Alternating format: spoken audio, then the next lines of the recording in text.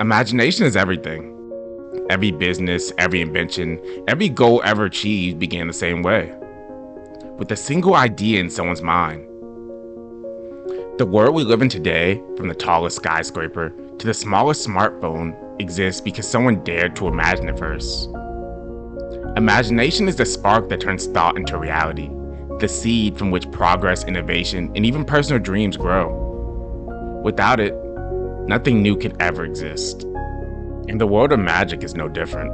In Frieren, imagination isn't just a tool, it's the foundation. Without imagination, you can't surpass your limits, you can't defeat your enemies, and you will never achieve your goals. Think about it for a second.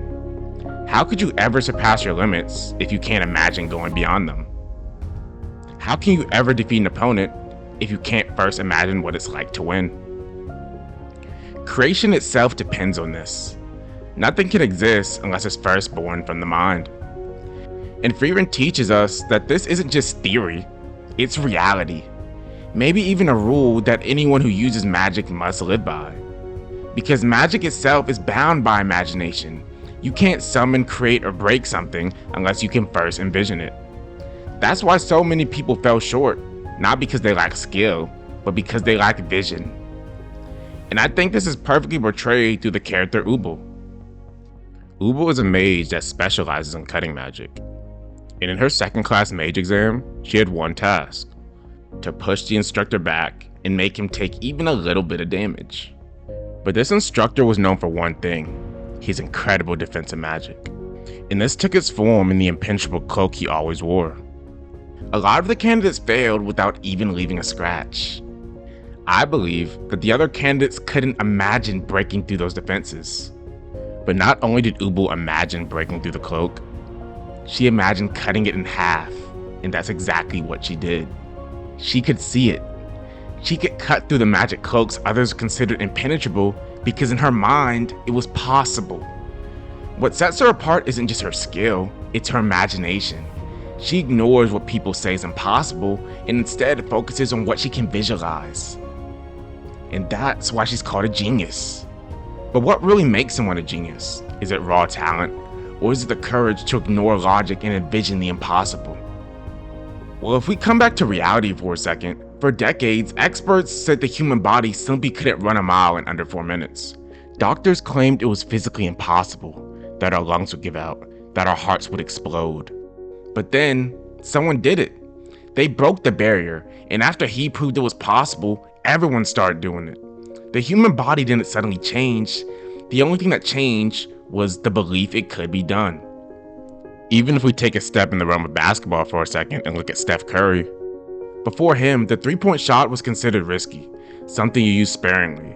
But Curry imagined a different game. He saw a world where the three-point line wasn't just a weapon, but the foundation of his game. He practiced shots no one else dared to take, pulling up from distances people thought were absurd.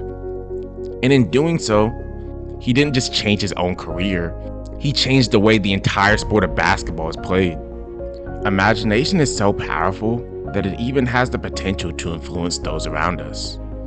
It's a shocking realization that I might have never come to if I didn't watch Frieren. During the First-Class Mage Exam, where Frieren literally shattered what was thought to be an unbreakable barrier, I couldn't help but smile because the examiner thought it was impossible.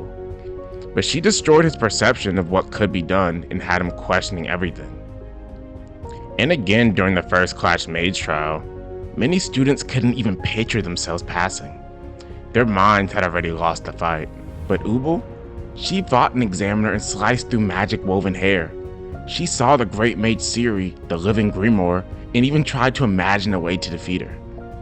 She constantly ignored doubt, ignored those who said it couldn't be done, and acted.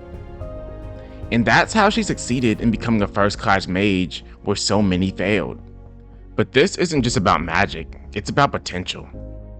How often do we limit ourselves because we can't imagine success?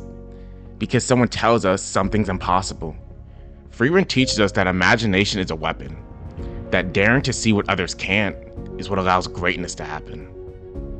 As a mage, your genius isn't just in your spells, it's in your refusal to accept limits and ability to create a reality that others can't even picture. So whether in magic or in our own world, imagination is everything. The moment you can see it, you can do it. The moment you can imagine it, it can exist. That is the power of imagination. That is the secret behind genius. And seeing the impossible is the first step to achieving it.